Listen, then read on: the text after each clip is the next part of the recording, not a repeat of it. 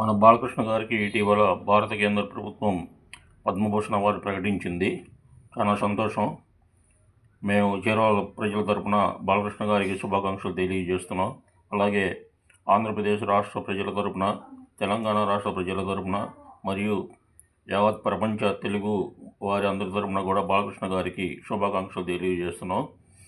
మొన్న బాలకృష్ణ గారి కుటుంబ సభ్యులందరూ కూడా మరియు నారా కుటుంబం వారి సభ్యులందరూ కూడా బాలకృష్ణ గారికి శుభాకాంక్షలు పత్రికాముఖంగా తెలియజేశారు. చాలా సంతోషం.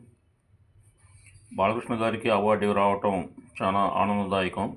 తెలుగు రాష్ట్రాల్లోని ప్రజలందరూ కూడా, అభిమానులందరూ కూడా చాలా సంతోషపడుతున్నారు. అది లేటుగా వచ్చినా సరే ఎవరూ బాధపడట్లేదు బాలకృష్ణ గారికి అవార్డు రావటం. బాలకృష్ణ గారు రాజకీయ రంగంలో, నటనా రంగంలో, సేవా రంగంలో, అన్ని రంగాల్లో సేవలు చేస్తూ మనందరికీ కావాల్సిన వ్యక్తి అయ్యాడు. అందుకని భారత కేంద్ర ప్రభుత్వం బాలకృష్ణ గారిని గుర్తించి ఇప్పుడు పద్మభూషణ్ అవార్డుతో ఆయన సత్కరించింది. దానికి శుభాకాంక్షలు తెలియజేస్తున్నాం. బాలకృష్ణ గారు అనేక రకాల చిత్రాలు నటించారు.